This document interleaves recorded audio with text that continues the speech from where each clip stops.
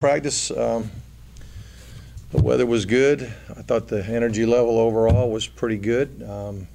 You never have a perfect one, but there's a good spirit of work and trying to focus on what we're supposed to do. So I think we got better.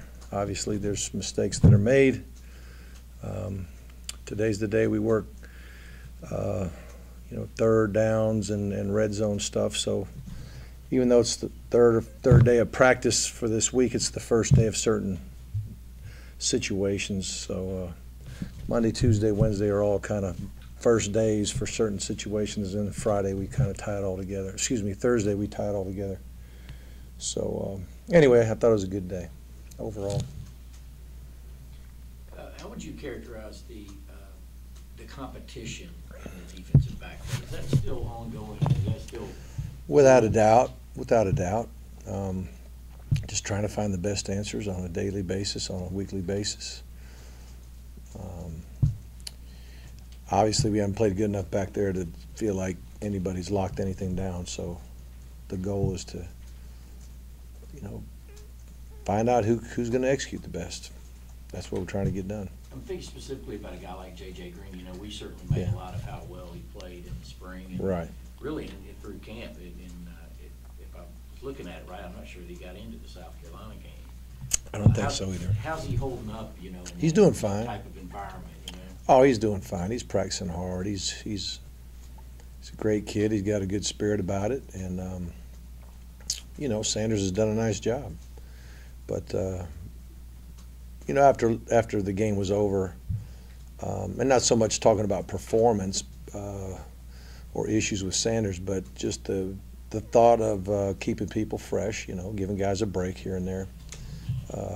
At least, we think JJ should get in for at least that much. And then when you get in there, if you play well, you get more opportunities. That's kind of how it works. Jeremy said that the plan was to sub about as much in this game as defensively as they had against Clemson. Any reason why you think they got away from that, and could you see that in games moving forward? No, I think we'll still sub. I think sometimes you go by your gut. Sometimes you go by the weather. As far as if it's just a hot, grueling day, and in the fourth quarter there's going to be a lot of guys in trouble if you don't give them reps off, then you have to do it. So a lot of those things come into play. Sometimes it's the score. Sometimes it's the situation. Sometimes it's what that offense is doing that you think one guy's better suited to stop than another. There's a lot of things that go into it. So Chubb was running on the side. Mm-hmm. Is he still 50-50 or is not practicing today? He didn't practice today. I wouldn't be shocked to see him get a little something tomorrow, and I wouldn't be shocked to see him in the game. I got him on the travel squad. Speaking of the travel squad, I guess there's some resident difficulties in playing at noon. Really early bedtime on Friday night and really early rising. Yeah, right. We do adjust the bedtime. We get them in their rooms. We do our bed check at 10 p.m.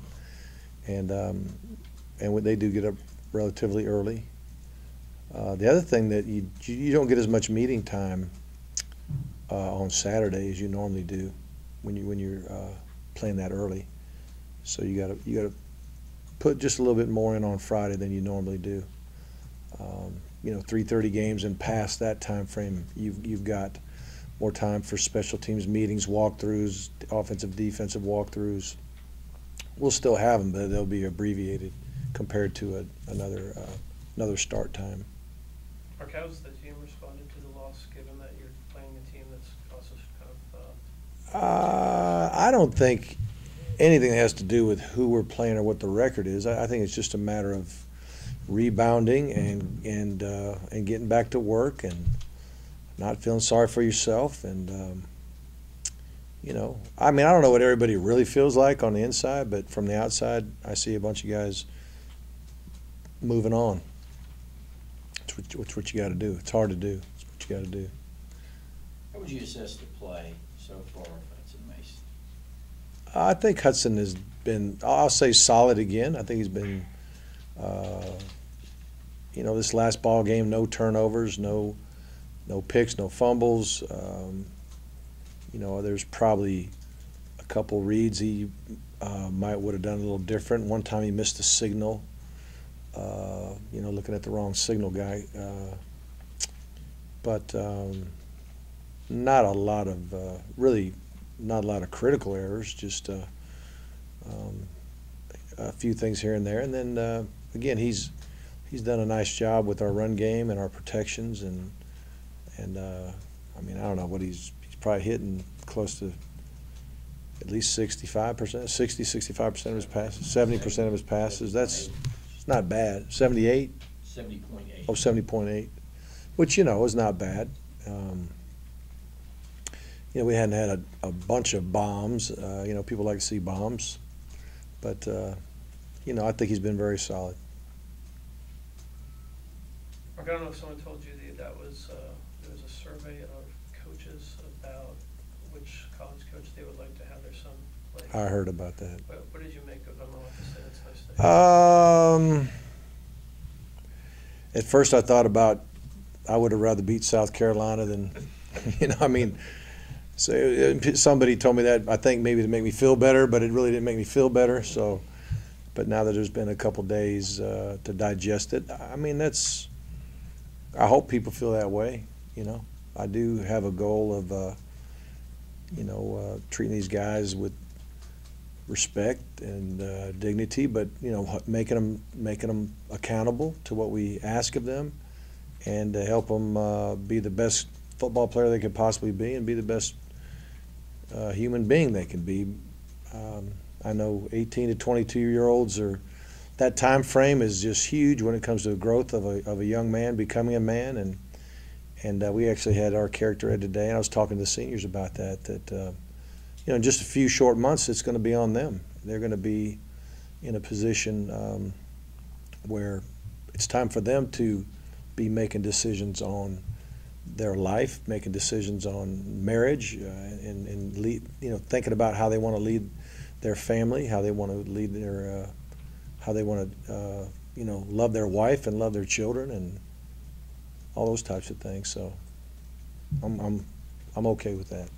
I know Bobo yesterday used the term there's a bottom line business and talking about that play call, but I mean, to be in your position for 14 years, is it just about wins and losses, you think, or do you think those kind of character things Talking about for you? For me, well, I've always felt that way. I mean, it's part of the reason why I'm coaching college instead of pro ball, because there's something besides winning that's important here, and it doesn't diminish how important winning is. That's the part that I think some people get confused about. I mean, winning is supremely important to me and the rest of the staff, but in the process of winning, in the process of teaching these guys how to play football, there's a greater, just as great or greater, really, cause, I think. And I've been fortunate to be on national championship teams, SEC teams, Coach Heisman Trophy winners. I mean, a lot of things that you want to accomplish as a coach, I've been able to do, and you realize that, when it's all over, they just want you to do it again, which is fun. Let's go try to do it again. But and I remember even as a player when I was going through my struggles, and there's a couple coaches that made a difference in my life in college, and then my high school coach, Roger Coffey, who's since passed away. He was huge in my life, and so I know there's a lot of significant people in these young men's lives, and we're one of them. And coaches are very significant in the players' lives, and we want to try to do a good job of leading them. We talked to you about the SEC office, talked with Steve Shaw stuff yesterday, but one thing occurred to me was the measurement at the end. Mm-hmm. Was that part of the discussion, and did you get clarification? No, it was, in my opinion, it was, I watched TV copy, watched coaches copy, I watched every angle you could watch, but you can't sit there and, it's the hardest thing in the world to try to sit there and spot that ball. So I couldn't sit here and dispute what was happening. To me, the only way you could tell exactly where that ball was is where it was on his body. Was it on his chest? Was it down here? Was it on his belly button? I mean, where was the ball on his body when he went down? And I couldn't see that, so we just never should have been in that position to have it that What about close. the measurements? I've seen some screenshots that Oh. show that there was. Space? Yeah, I didn't see that. I'm glad I didn't. I'd probably be still mad, but we got to get over it. There was a lot of things besides that play. There was a lot of things besides that the call everybody's talking about.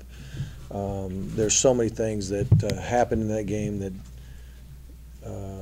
where maybe it just didn't have to come down to that if we'd have done a better job in a lot of areas. And I'll say this too. We normally on Monday when we do honor roll and we talk about the good things everybody did, instead of doing that, I had each coach talk about one thing that happened in his unit that you might consider a little thing, a little detail, but the little details are crucial. And if this one thing would have happened, it made it change the course of that entire game. So each coach went up there and talked about things that his unit could have done better, including our coaching. And we did that to show how important the little details are, but also to show everybody that we all have ownership in that game, in that loss, not just one call or one measurement or one person or one unit. Everybody has ownership, and that's why it's one of the greatest team sports. And so we have to, we got to stick together like we will, and we got to get back to work. And that's all we can do. We can't control what happened in the past. We can only control what happens in the future.